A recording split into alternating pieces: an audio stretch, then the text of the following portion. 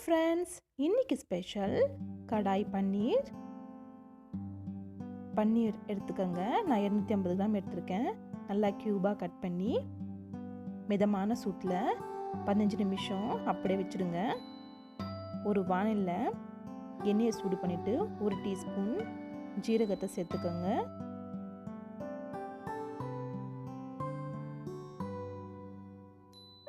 ரெண்டு கிராம்பு, நல்லா க்யூபாக கட் பண்ணி வச்ச வெங்காயம் 1,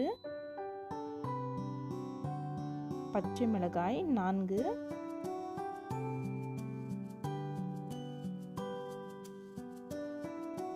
மசாலா அரைக்க இஞ்சி 3 இன்ச்சு, பூண்டு 1/4 கப்பு,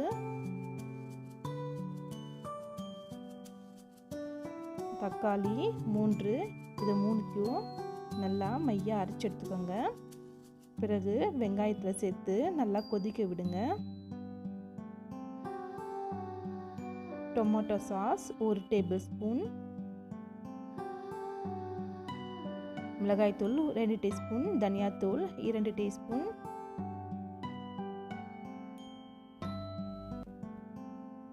அதை நல்லா மிக்ஸ் பண்ணி ஒரு 5 நிமிஷம் நல்லா கொதிக்க வரட்டும். குடை மிளகாய் 1, இதையும் நல்லா மிக்ஸ் பண்ணி வேக விடுங்க. உப்பு தேவையான அளவு, கசூரி மேத்தி 1 டீஸ்பூன்,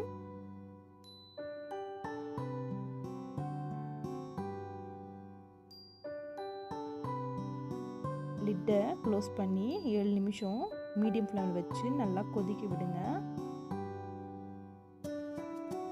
பாருங்கள், எண்ணெய் நல்லா மிதக்குது மேலே. இந்த ஸ்டேஜில் ஆல்ரெடி ஊற விட்ட பன்னீர் க்யூப்ஸை இதில் சேர்த்துக்கோங்க.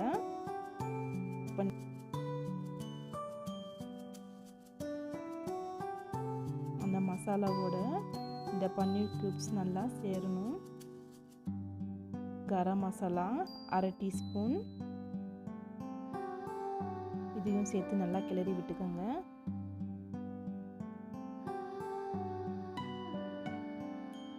பாருங்க, சுவையான கடாய் பன்னீர் ரெடி.